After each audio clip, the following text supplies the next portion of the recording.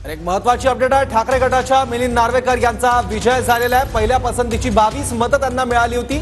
फक्त एक मत कमी होतं आणि ते आता त्यांना मिळालं आणि 23 मतं घेत मिलिंद नार्वेकर हे विजयी झालेले आहेत। ठाकरे गटाच्या मिलिंद नार्वेकर यांचा विजय झालेला आहे। काँग्रेसची 7 मतं फुटल्यामुळे मिलिंद नार्वेकर यांचा विजय काहीसा पुढे ढकलला गेला होता आणि अखेर मिलिंद नार्वेकर यांचा विजय झालाय। एकूण 11 जागा होत्या, त्यापैकी 12 उमेदवार उभे होते आणि यात पराभव पत्करावा लागलाय तो म्हणजे जयंत पाटील यांना। शरद पवार राष्ट्रवादी काँग्रेस पुरस्कृत जयंत पाटील यांचा पराभव होतोय, तर मिलिंद नार्वेकर हे विजयी झालेले आहेत। 23 मतं घेत मिलिंद नार्वेकर विजयी झाले आहेत। ठाकरे गटाच्या मिलिंद नार्वेकर यांचे सर्वपक्षीय संबंध आहे, त्या दृष्टीने रणनीती आणि मोर्चा उघडला होता मिलिंद नार्वेकरांनी आणि सर्व पक्षातल्या काही प्रमुख नेत्यांसोबत त्यांची बंद दारात चर्चा सुद्धा सुरू होती आणि भेटीगाठींचं सत्र सुद्धा बघायला मिळालं। भाजपच्या नेत्यांशी सुद्धा ते संपर्कात होते आणि त्यानंतर मिलिंद नार्वेकर यांचा आता विजय झालेला आहे।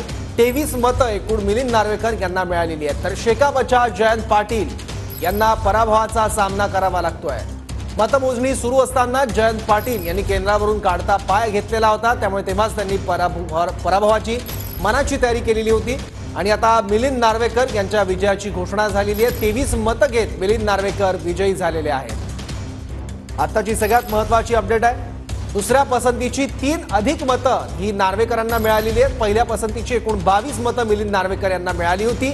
अवघा 1 मत त्यांना पहिल्या पसंतीचं कमी मिळालं होतं आणि आता दुसऱ्या पसंतीची एकूण 3 मतं त्यांना मिळालेली आहेत आणि या 3 मतांमुळे नार्वेकर हे विजयी झालेले आहेत।